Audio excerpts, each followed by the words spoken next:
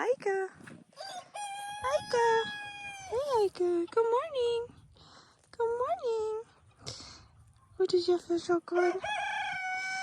Does that feel so good? There's places you can't itch, scratch. They itch and you can't scratch them. I need your human to get those spots. I feel like you'll lay in my arms here. Oh, your head is heavy. Your head is heavy. Are you keeping the geese in line? I saw you chasing them yesterday. Herding them, corralling them. What tastes so good on my hand, huh? What tastes so good on my hand, huh? Hi, thank you for joining our channel, Mama's House. My name is Tanya. If you're just joining us, thanks for joining us, and we hope that you follow us on our adventures. So continuation, I met with my friend from my childhood last night for dinner, and it was so nice to catch up with her. I don't know when the last time we met and caught up, but so interesting discussion. Have any of you experienced where you kind of check out of what used to be your life when you were younger because you get involved with raising your kids and starting your careers and life just happens, and you realize decades pass and you wake up one day and you're like, oh my gosh, where did my life go? What happened?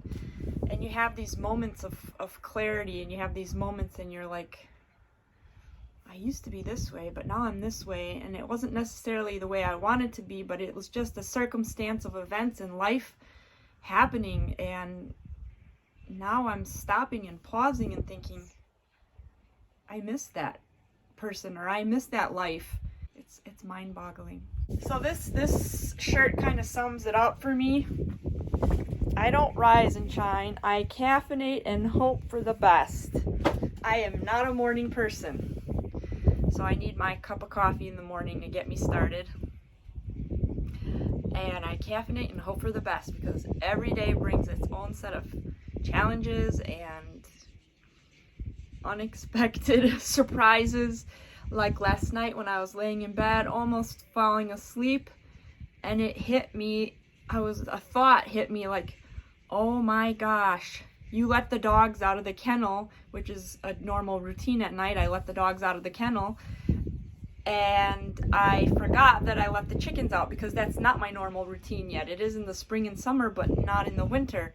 So I forgot I unlocked the chickens and the dogs at the same time. And I have 3 dogs. One of my dogs, that would have been breakfast, lunch, dinner, appetizer, everything. She'd have had a smorgasbord, and it's funny, not funny.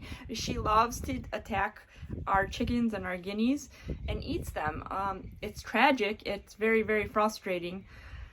So I popped out of bed and I ran outside, and I was like, oh my God, I hope they didn't figure out that the chickens have a free open door to go in and chomp on them. Thankfully, all 3 dogs were laying on the porch. Why are you guys in here? Why are you guys in here? Oh, I know you're in here. You know why you're in here? Because that would become appetizer, breakfast, lunch, and dinner for y'all. So we need to make sure that they get a little break too. And then you can go have your break. Your romp.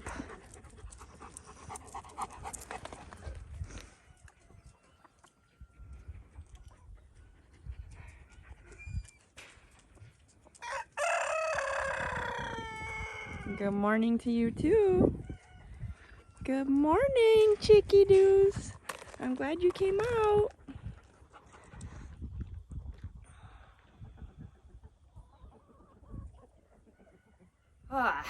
So, homesteading, farm life, there's always some kind of new adventure, some kind of fun thing to figure out and work out, and surprises you. So today I am planning on, I teach, and this week is my spring break. So I'm on spring break this week. My kids are with their dad.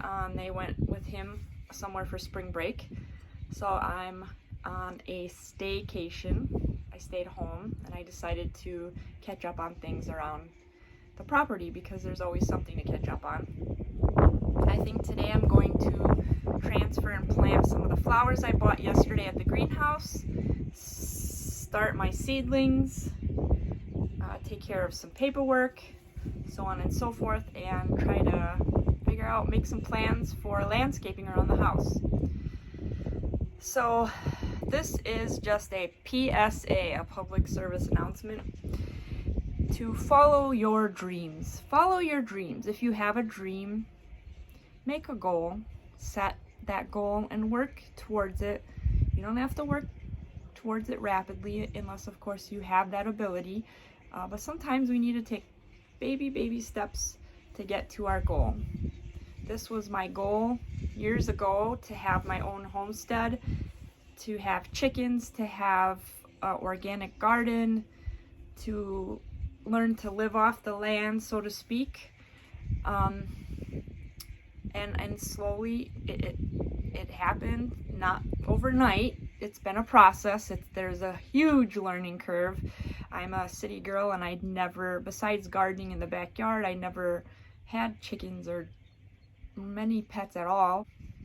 So word of advice, follow your dreams. Figure out what your dreams are, and don't wait, because life is short, life is unpredictable. We never know what tomorrow will bring. And not to live in fear of it, but to live in the moment. And if I hadn't started, I wouldn't be where I am today. So I'm so grateful that I was able to start and got to this point. And I'm just going to keep on working towards it. And it's teaching my boys, my two boys, invaluable life skills. They have learned skills that they never would have learned otherwise. And I know that in the end, that they will be better people for it. They will have a stronger work ethic. They'll understand where their food comes from, where is it sourced, because they've raised their own food, they've grown their own food. It's just a different mindset and a different lifestyle, and some people judge us for it, and I know that, and that's okay. Everybody has a right to their own opinion, and everybody has a right to live their life the way they feel. So let's go.